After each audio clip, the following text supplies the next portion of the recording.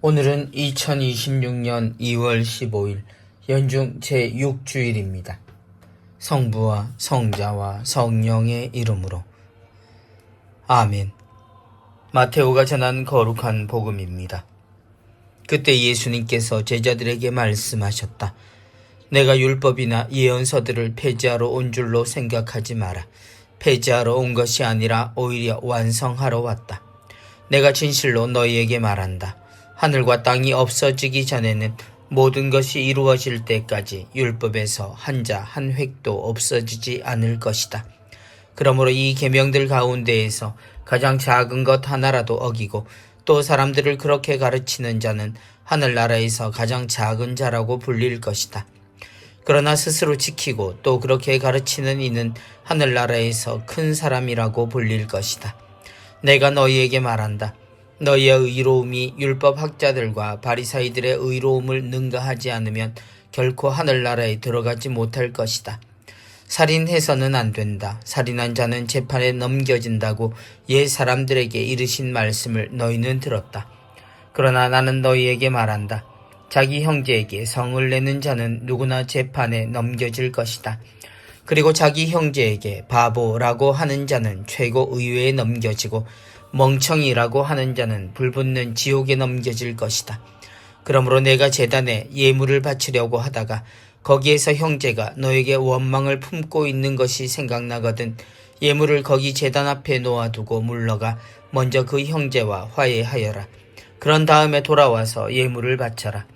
너를 고소한 자와 함께 법정으로 가는 도중에 얼른 타협하여라.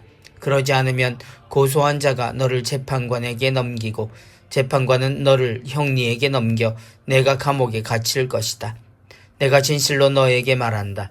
내가 마지막 한 입까지 갚기 전에는 결코 거기에서 나오지 못할 것이다. 간음해서는 안 된다고 이르신 말씀을 너희는 들었다. 그러나 나는 너희에게 말한다.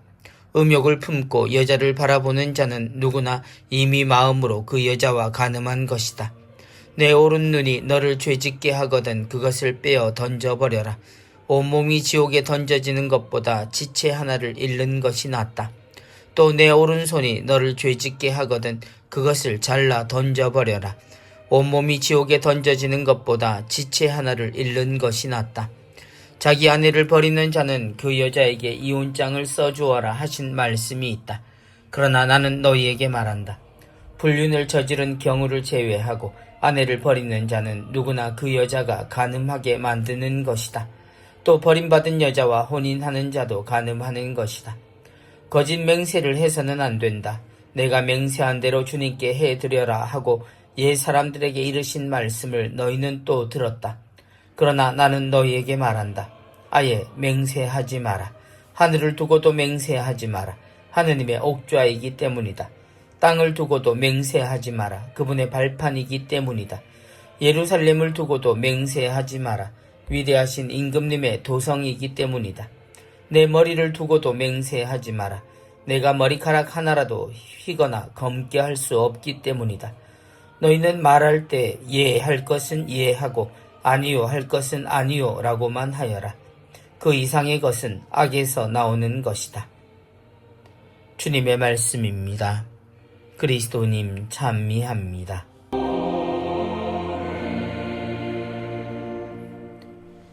하늘나라에서 가장 작은 자. 좀 오래전 누군가가 오랜만에 고해 성사를 하고 전해준 놀라운 말이 있었습니다. 물론 고해의 비밀을 누설하는 것은 아니고 본인이 들은 바를 전해준 내용입니다. 얼마간 성당을 빠졌다고 고백을 했더니 고해소 건너편에서 다음부터는 그런 것으로는 고백하지 않아도 된다고 하는 말을 들었다는 얘기였습니다. 어떤 의미로 그렇게 말씀하셨는지 여쭤볼 수도 없고 또 스스로 찜찜해하는 사람에게 이상한 인상을 줄 수도 없었지만 아직도 유쾌하지 않은 기분입니다. 내가 율법이나 예언서들을 폐지하러 온 줄로 생각하지 마라. 기존의 질서와 사회 속 자리하신 예수님의 모습은 파격이라 불릴 만한 부분이 많습니다. 물론 다시 생각해보면 전혀 파격적이지 않지만 우리에게 그 모습은 놀라움의 연속입니다. 하느님은 사랑이시라 말하지만 정작 하느님의 사랑은 늘 특정한 사람에게만 주어지는 듯하고 하느님이 우리를 구원하시러 외아들을 보내셨고 그 아들은 우리의 죄를 대신해 짊어지셨다 말하지만 현실에서 자신의 구원에 확신을 가진 이는 별로 없습니다. 물론 예정설의 대상을 스스로에게 한정하는 그리스도교 신자들이나 사이비의 열광적인 주입식 교육에 희생된 이들은 따로 하고 말입니다. 그런 이들에게 정말 구원의 모든 권한을 지니신 분이 이웃이 되고 친구가 된다는 놀라움과 같은 것이 주님의 모습입니다. 그래서 어떤 이들은 예수님의 말씀과 가르침이 자신들이 알던 모든 것을 허물고 완전히 새로운 것을 세우는 것으로 착각하는 경우가 많습니다. 그들의 눈에 예수님은 늘 혁명가나 선구자처럼 보이지만 예수님은 당신이 오시기 전 우리가 가지고 있던 것 어느 하나도 잘못된 것이 없다는 것을 확실히 하십니다. 폐지하러 온 것이 아니라 오히려 완성하러 왔다. 하나님은 주셨고 세상은 그것을 받았으나 거기서 중단된 것들, 옳다는 것도 정의라는 것도 알지만 우리가 실천하여 현실화하지 않은 것들이 있습니다. 그래서 가장 정상적이어야 할 이상적이라는 표현이 언제부턴가 상상의 영역에서나 가능한 불가능한 것으로 바뀌기 시작했습니다. 이제 이상적이라는 말은 가능하지 않다는 다른 말처럼 여겨지는데 예수님의 존재와 그분의 모든 것은 이 불가능한 가치를 현실에서 가능하다는 것으로 말씀과 삶을 통해 드러내셨습니다. 그래서 예부터 지니고 있던 모든 것이 실현되었고 완성된 것을 우리가 보게 되었습니다. 우리에겐 마치 처음인 듯한 느낌이지만 이미 그랬어야 할 모든 것을 보여주신 예수님이십니다. 이 계명들 가운데에서 가장 작은 것 하나라도 어기고 또 사람들을 그렇게 가르치는 자는 하늘나라에서 가장 작은 자라고 불릴 것이다. 예수님은 우리가 지금껏 하지 않은 것을 당연하게 여기는 태도와 사람들에게 경고하십니다.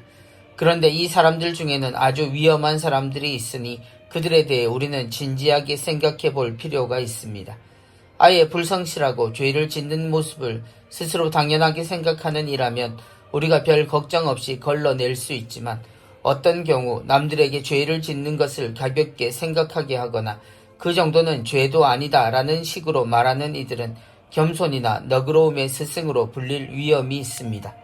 하느님은 우리에게 근본인 사랑을 가르치셨고 요구하셨습니다. 그리고 죄는 멀리하고 피해야 할 것으로 직접 돌판에 새겨주시기까지 하셨습니다. 죄에 대한 묵상이 깊을수록 우리가 죄를 멀리하기에 너무나 약한 존재라는 것을 알 수가 있습니다. 그러나 그 죄는 헤어날 길이 없는 수렁이 아니라는 것을 하느님은 외아들을 통해 용서라는 가르침으로 알려주셨습니다. 곧 죄는 용서를 통해 일어나면 될 일입니다. 그렇지만 그 죄를 죄가 없음이나 가벼움으로 말하는 것은 전혀 다른 문제입니다. 잘못은 잘못이고 그 잘못은 멈추고 돌아설 수 있어야 합니다. 사랑은 언제나 모든 것에 앞서지만 죄는 가벼운 것 하나라도 무시하거나 지나쳐서는 안 됩니다. 그리고 이 둘은 상대적이지도 않습니다. 그러므로 아주 작은 것 하나를 너그러움으로 덮어버리는 이는 하느님 앞에서 그만큼의 죄를 쌓아둔 채 서 있는 것과 같음을 스스로도 또 남에게도 알려주어야 합니다. 너희는 말할 때 예 할 것은 예 하고 아니요 할 것은 아니요 라고만 하여라. 예수님의 가르침은 우리에게 어렵지 않고 단순하고 명료합니다. 그 말씀을 어렵게 만들고 때로 무시해도 좋을 것으로 만든 것은 사람의 일이었습니다.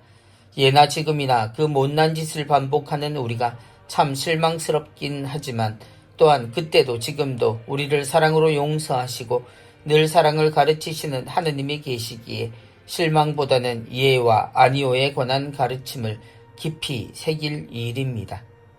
성부와 성자와 성령의 이름으로 아멘.